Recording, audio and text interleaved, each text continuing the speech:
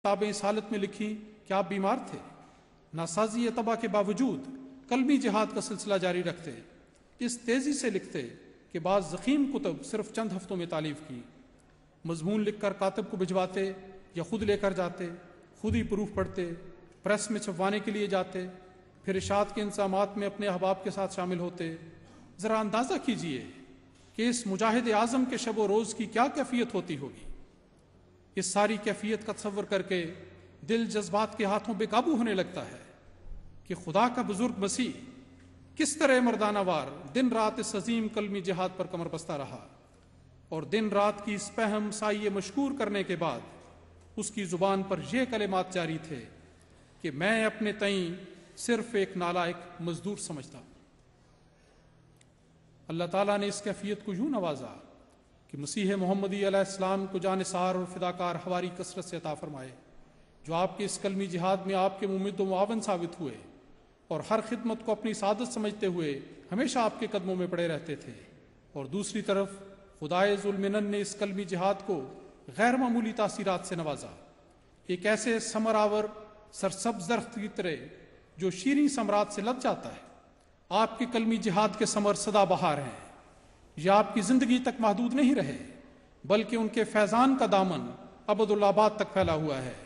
ہر قوم اس چشمے سے پانی پی رہی ہے، اور قیامت تک عوام الناس اور بادشاہ سب اس برکت حاصل کرتے رہیں گے۔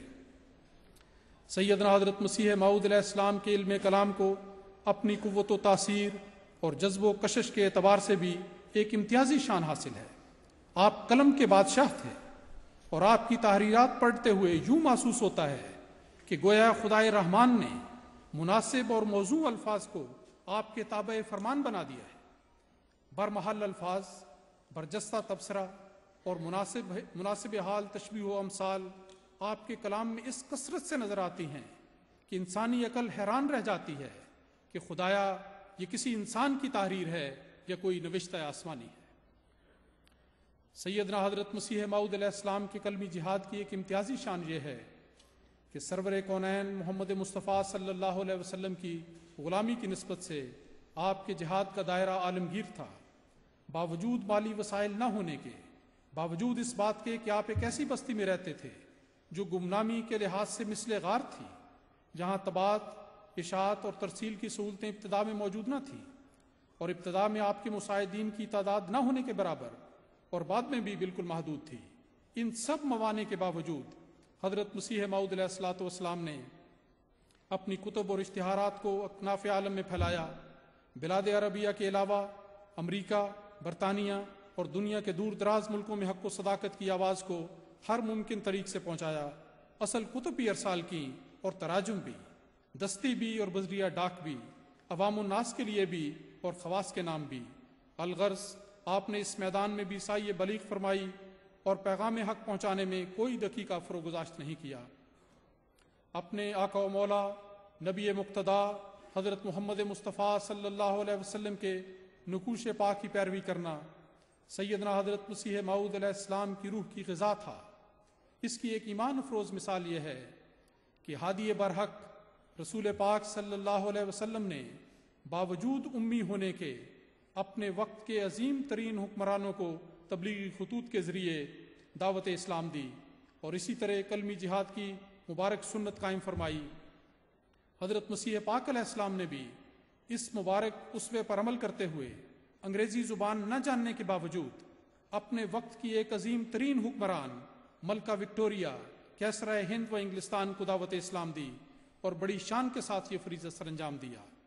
1897 میں ملکہ وکٹوریہ کی ڈائمنڈ جوبلی کے موقع پر آپ نے ملکہ معظمہ کے نام ایک تفصیلی مکتوب لکھا، جو بعد ازاں تحفہ کیسریہ کے نام سے شائع ہوا۔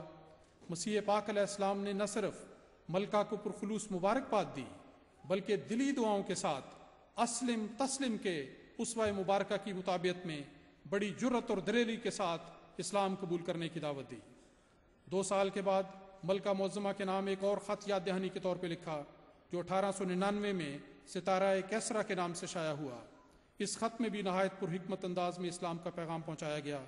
حضرت مسیح پاک علیہ السلام کے یہ دونوں مکتوبات آپ کے کلمی جہاد اور دعوت اللہ کے شاہکار ہیں۔ حضرت مسیح موعود علیہ الصلوۃ والسلام کا سارا لٹریچر ہی آپ کے کلمی جہاد کا شہکار ہے، لیکن بطور مثال میں صرف 2 کتب کا ذکر کروں گا، براہین احمدیہ اور اسلامی اصول کی فلسفی۔ حضرت مسیح پاک علیہ السلام نے جو بے مثال کلمی جہاد کیا، اس کا باقاعدہ آغاز 1880 میں ہوا جب آپ نے براہین احمدیہ تصنیف فرمائی۔ یہ کتاب آپ کے کلمی جہاد کا آغاز بھی ہے اور نقطۂ معراج بھی۔ یہ کتاب کیا ہے؟ ایک عظیم الشان معجزہ، ایک ایسا علمی اور اعجازی کارنامہ جس نے ہندوستان کی مذہبی دنیا میں ایک تہلکہ مچا دیا۔ وہ زمانہ اسلام کے لیے بے حد قسم و پرسی کا تھا۔ دیگر مذاہب کی طرف سے اسلام پر تابڑ توڑ حملے ہو رہے تھے۔ اسلام ہر طرف سے نرغے میں آیا ہوا تھا۔ اسلام کا دفاع کرنے والا کوئی نہ تھا اور نہ کسی میں اس کی طاقت تھی۔ ان حالات میں آپ نے براہین احمدیہ تصنیف فرمائی اور اس میں زندہ خدا، زندہ رسول اور زندہ کتاب کو اس شوکت اور جلال سے پیش فرمایا کہ مسلمانوں کے دل کھل اٹھے اور دشمنان اسلام کی صفوں میں کھلبلی پڑ گئی۔ حضرت مسیح موعود علیہ السلام نے اس عظیم الشان کتاب میں قرآن مجید کے کلام الہی اور ایک مکمل کتاب ہونے اور اس کے بے نظیر ہونے اور حضرت صلی اللہ علیہ وسلم کے اپنے دعوی نبوت و رسالت میں صادق ہونے کو ناقابل تردید دلائل سے ثابت کیا۔ اس ضمن میں آپ نے 300 دلائل پیش فرمائے اور مخالفین کو بڑے جلالی انداز میں یہ چیلنج کیا کہ اگر کوئی صاحب منکرین میں سے مشارکت اپنی کتاب کی فرقان مجید سے ان سب براہین اور دلائل میں جو ہم نے دربارہ حقیقت قرآن مجید اور صدق رسالت حضرت خاتم الانبیاء صلی اللہ علیہ وسلم اسی کتاب مقدس سے اخذ کر کے تحریر کیے ہیں، اپنی الہامی کتاب میں سے ثابت کر کے دکھلاوے، یا اگر تعداد میں ان کے برابر پیش نہ کر سکے تو نصف ان سے یا ثلث ان سے یا ربع ان سے یا خمس ان سے نکال کر پیش کرے، یا اگر بکلی پیش کرنے سے عاجز ہو تو ہمارے ہی دلائل کو نمبر وار توڑ دے۔ تو ان سب صورتوں میں بشرطے کے 3 منصف مقبولہ فریقین بالاتفاق یہ رائے ظاہر کر دیں کہ ایفائے شرط جیسا کہ چاہیے تھا ظہور میں آ گیا، میں مشتہر ایسے مجیب کو بلا عذر و حیلت اپنی جائیداد قیمتی 10,000 روپیہ پر قبض و دخل دے دوں گا۔ حضرات، ایک اندازے کے مطابق اس وقت حضرت مسیح پاک علیہ السلام کی جائیداد کی کل مالیت 10,000 روپیہ تھی۔ آپ کا یقین اور وثوق دیکھیے، اور اسلام اور قرآن مجید اور رسول اکرم صلی اللہ علیہ وسلم کے لیے آپ کی غیرت دیکھیے کہ آپ نے اپنی کل جائیداد اس مقابلے میں انعام کے طور پر پیش کر دی۔ لیکن کون تھا جو اس چیلنج کو قبول کرتا اور اسلام کے بطل جلیل کے مقابل پر میدان مقابلہ میں اترنے کی جرت کر سکتا؟ حضرت مسیح پاک علیہ السلام نے کیا خوب فرمایا تھا کہ یہ اشتہار مخالفین پر ایک ایسا بڑا بوجھ ہے کہ جس سے سبکدوشی حاصل کرنا قیامت تک ان کو نصیب نہیں ہو سکتا۔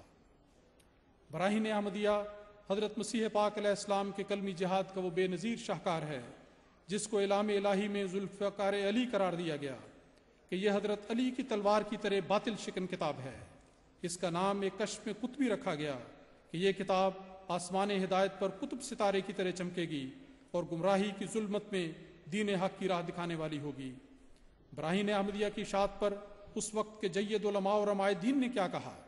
مشہور عالم دین مولانا نذیر حسین صاحب نے کہا، براہین احمدیہ جیسی اسلام میں کوئی کتاب تالیف نہیں ہوئی۔ مولوی محمد حسین صاحب بٹالوی نے اپنے اخبار میں طویل تبصرہ کیا اور لکھا، ہماری رائے میں یہ کتاب اس زمانے میں اور موجودہ حالت کی نظر سے ایسی کتاب ہے جس کی نظیر آج تک اسلام میں شائع نہیں ہوئی۔ پھر وہ آخر میں کہا کہ ہمارے ان الفاظ کو کوئی ایشیائی مبالغہ سمجھے تو ہمیں کم سے کم ایک ایسی کتاب بتاوے جس میں جملہ فرقہ مخالفین اسلام سے اس زور و شور سے مقابلہ پایا جاتا ہو۔ الغرض یہ مارکۃ الآراء کتاب آپ کے کلمی جہاد میں ایک سنہری سنگ میل کی حیثیت رکھتی ہے۔ ایک ہی مجلس میں دیگر سب مذاہب کے مقابل پر اسلام کی برتری اور افضلیت ثابت کرنے کا ایک سنہری موقع آپ کو 1896 میں عطا ہوا۔ لاہور کے جلسہ اعظم مذاہب میں سب مذاہب کے نمائندگان کو 5 مقررہ سوالوں کے جوابات دینے کے لیے مدعو کیا گیا۔ حضرت مسیح پاک علیہ السلام کو اسلام کی نمائندگی میں دعوت ملی تو آپ فوراً تیار ہوئے۔ ناسازی تباہ کے باوجود آپ نے مضمون مکمل فرمایا، اور اسی دوران اللہ تعالیٰ نے یہ بشارت دی کہ مضمون بالا رہا۔ آپ نے کامل یقین اور اعتماد کے ساتھ یہ خبر قبل از وقت شائع فرما دی، اور بالآخر وہی ہوا جو قادر و قدیر خدا نے پہلے سے آپ کو بتا دیا تھا۔ حضرات، یہ واقعہ 1896 کا ہے۔ یہ کوئی معمولی اجلاس نہ تھا۔ سارے ملک میں اس کی دھوم مچی ہوئی تھی، سب مذاہب کے نمائندگان اس میں شامل تھے۔ وسیع حال اپنی تمام تر وسعت کے باوجود ناکافی ثابت ہو رہا۔ دل دھرنے کی جگہ نہ تھی، بعض نے تو کھڑے ہو کر لیکچر سنا۔ حضرت مسیح پاک علیہ السلام کا مضمون بھی ایسا ابھی باقی تھا کہ مقررہ وقت ختم ہو گیا، لوگوں کے اصرار پر وقت بڑھایا گیا، پھر بھی مکمل نہ ہوا تو جلسے کے پروگرام میں 1 دن کا اضافہ کیا گیا۔ مضمون مکمل ہونے پر جو تاثرات بیان ہوئے، اخبارات میں جو تبصرے شائع ہوئے، چند نمونے یہ ہیں۔ کلکتہ کے اخبار جنرل و گوہر آصفی نے لکھا کہ صرف ایک حضرت مرزا غلام احمد صاحب رئیس قادیان تھے جنہوں نے اس میدان مقابلہ میں اسلامی پہلوانی کا پورا حق ادا کیا۔ خدا کے زبردست ہاتھ نے مقدس اسلام کو گرنے سے بچا لیا، بلکہ اس کو اس مضمون کی بدولت ایسی فتح نصیب فرمائی کہ موافقین تو موافق